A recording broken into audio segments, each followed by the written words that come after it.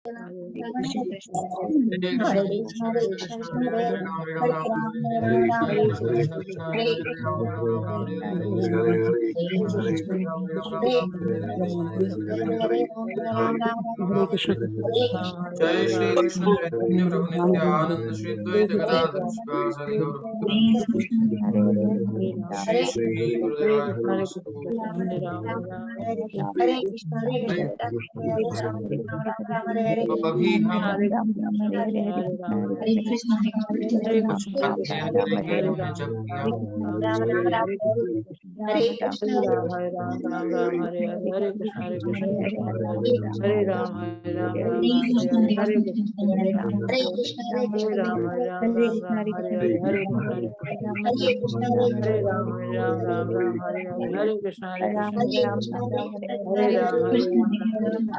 हरे कृष्ण हरे कृष्ण हरे कृष्ण हरे कृष्ण हरे कृष्ण हरे कृष्ण हरे हरे हरे राम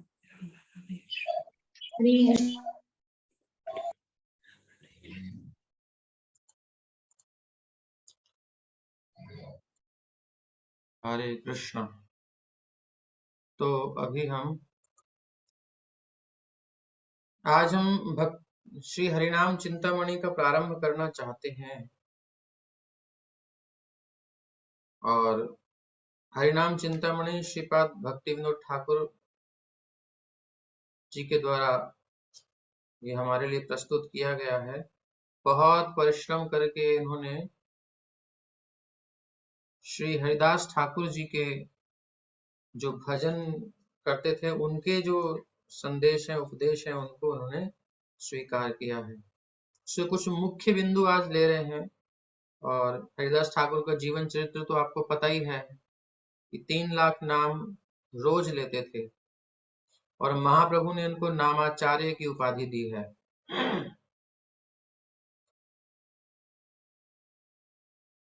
संकीर्तन के पिता हैं भगवान और ये नाम के आचार्य हैं श्री हरिदास ठाकुर। मुसलमान कुल में जन्म हुआ, फिर भी ये भगवान का भजन करते थे और इनको इस कारण कष्ट भी झेलना पड़ा, क्योंकि मुस्लिम नहीं चाहते कि कोई काफिर हो जाए, भगवान की भक्ति को काफिर मानते हैं। तो इन्होंने 22 बाजारों में कोड़े भी खाए लेकिन मरे नहीं, जबकि 1-2 बाजार में ही मर जाता है आदमी। हरिनाम नहीं छोड़ा, ऐसी नाम के प्रति निष्ठा। इनकी परीक्षा लेने के लिए देशी जनों ने, एक तो माया भी आई, महामाया स्वयं आई, वो भी इनसे दीक्षा लेके गई हरिनाम की। और देशी जनों ने वैश्या को भेजा। भजन करने वाले को जो सुख मिलता है, उस सुख के आगे संसार में स्त्री पुरुष के आलिंगन का सुख तुच्छ है, व्यर्थ है।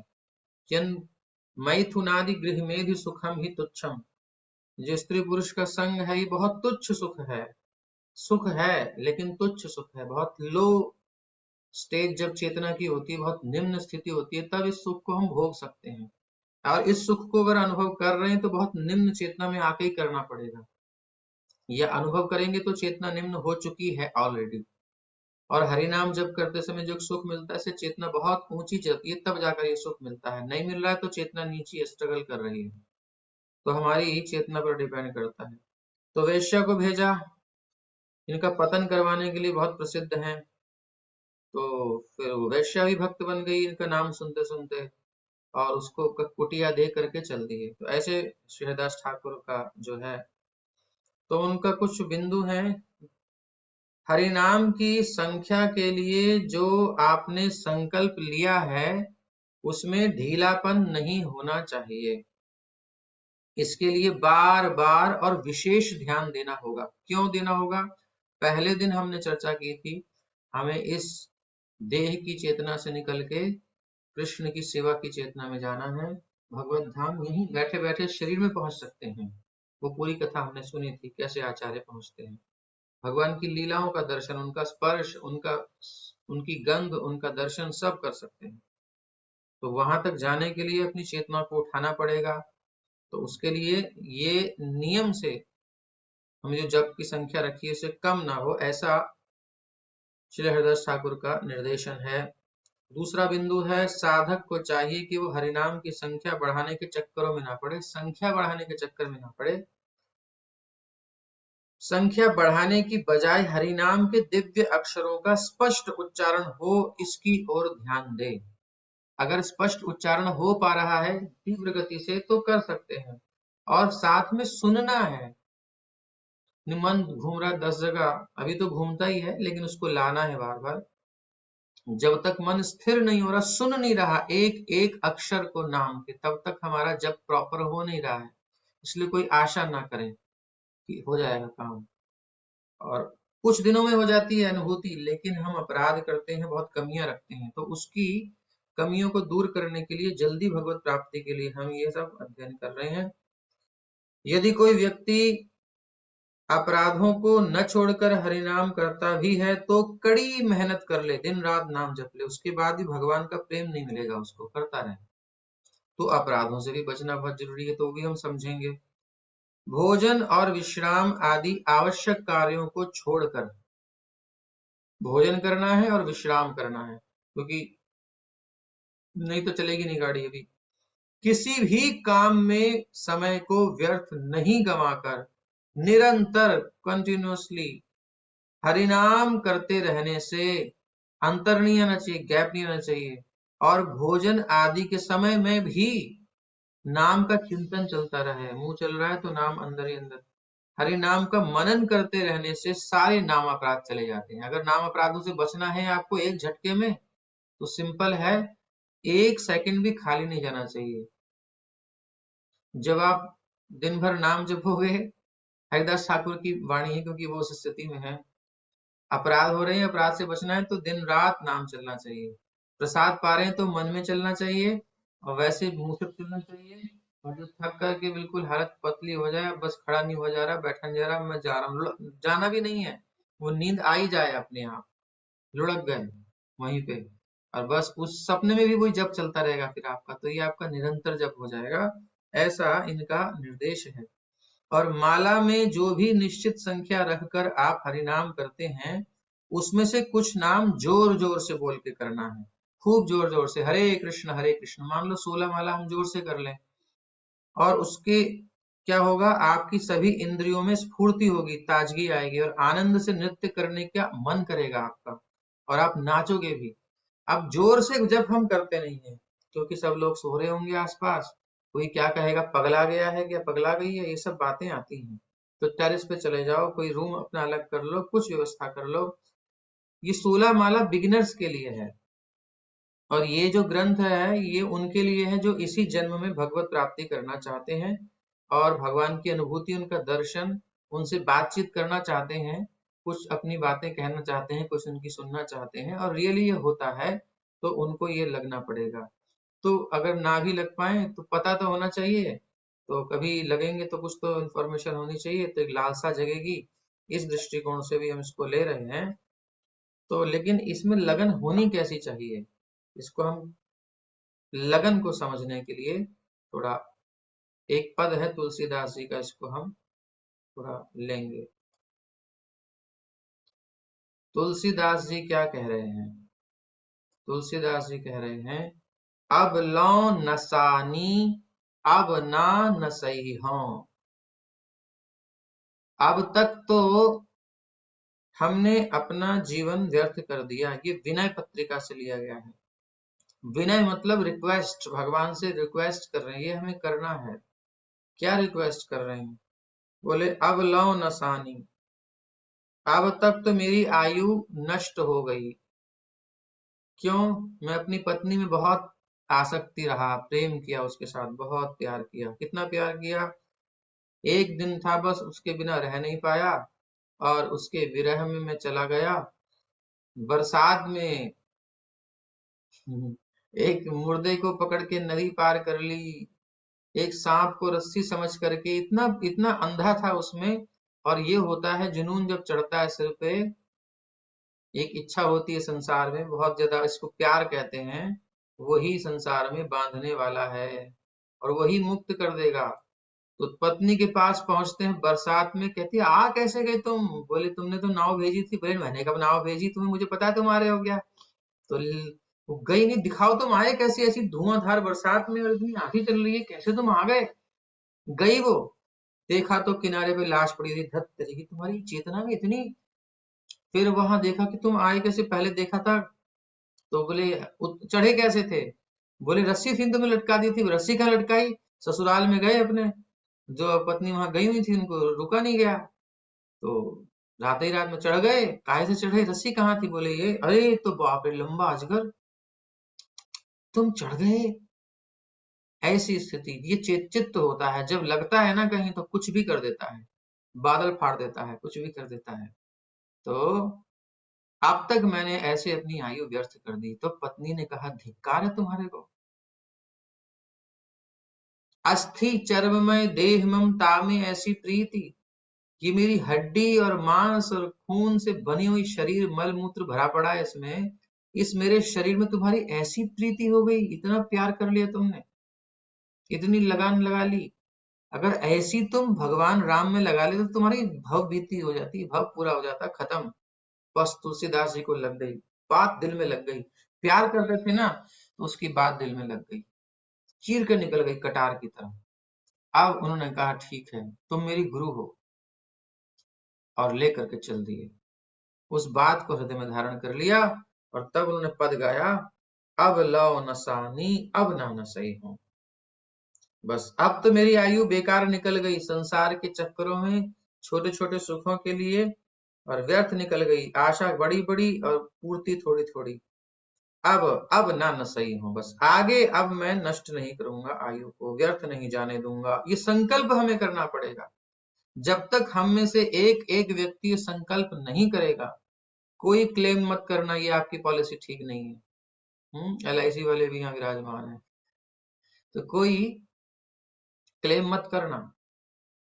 क्या क्लेम मत करना कि भाई आपकी पॉलिसी ठीक नहीं है, या फिर इंश्योरेंस वाले भी विराजमान है, तो क्या पॉलिसी है भाई कि भगवत नाम जपोगे भगवत धाम मिलेगा, भगवान से बातचीत होगी, कांटेक्ट हो जाएगा। तो ये आपको नहीं हो तो मत कहना, क्योंकि संकल्प ऐसा चाहिए। क्यों, राम कृपा भव निशा सिरानी, राम जी की कृपा हुई मेरी पत्नी के माध्यम से। राम जी किसी के माध्यम से भी कृपा कर सकते हैं। पत्नी ने ऐसे कटु वचन सुनाए, धिक्कार है तुम्हें, भजन क्यों नहीं करते हो, शरीर में आसक्त हो रहे हो।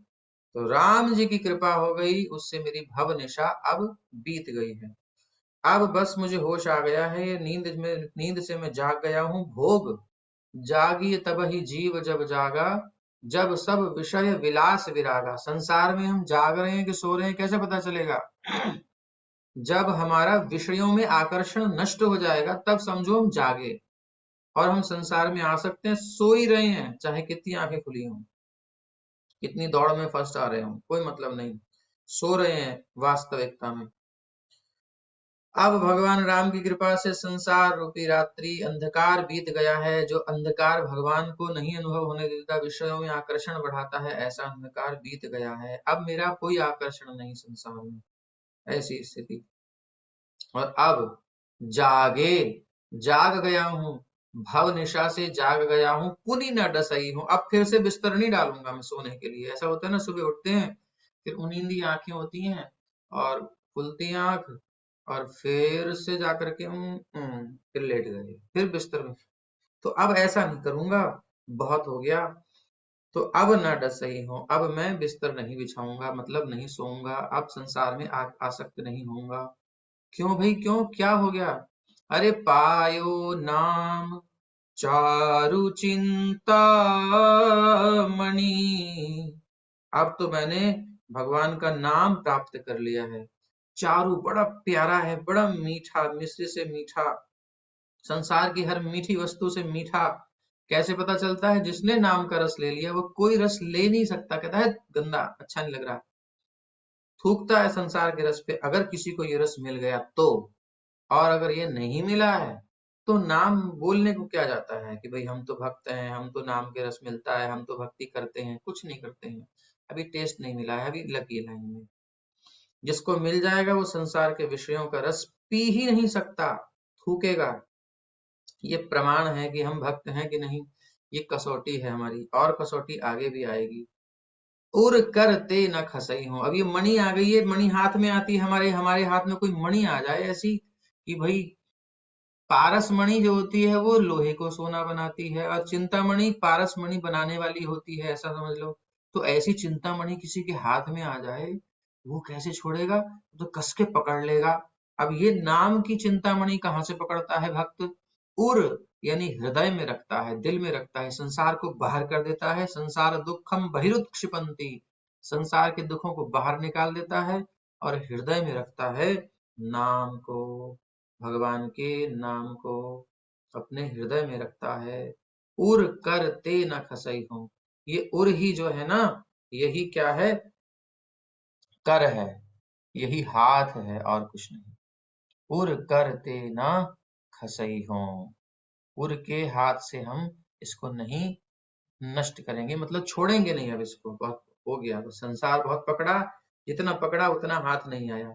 कितना पकड़ लो छूट जाता है, लेकिन इस हरिनाम की मणि को, चिंतामणि को हृदय के हाथों से अब नहीं छूटने दूंगा। माया मोह के फंदे में नहीं फंसूंगा। वो कहता है विषय आ जाए, विषय कहते हैं हमें भोगो ना, हम तुम्हारे दिल में रहेंगे। कोई कोई लोग कहते हैं हम तुम्हारे दिल में रहना चाहते हैं, मतलब आकर्षण आता है, सुंदर लगते हैं। तो अब पहले मैं विषय वासनाओं के चक्कर में था, अब मैं विषय वासनाओं के चक्कर में नहीं पड़ूंगा। अब कोई डिजायर्स नहीं करूंगा संसार की, जितना जरूरी है उतना यूज करूंगा, बात खत्म। प्लानिंग नहीं करनी फालतू की।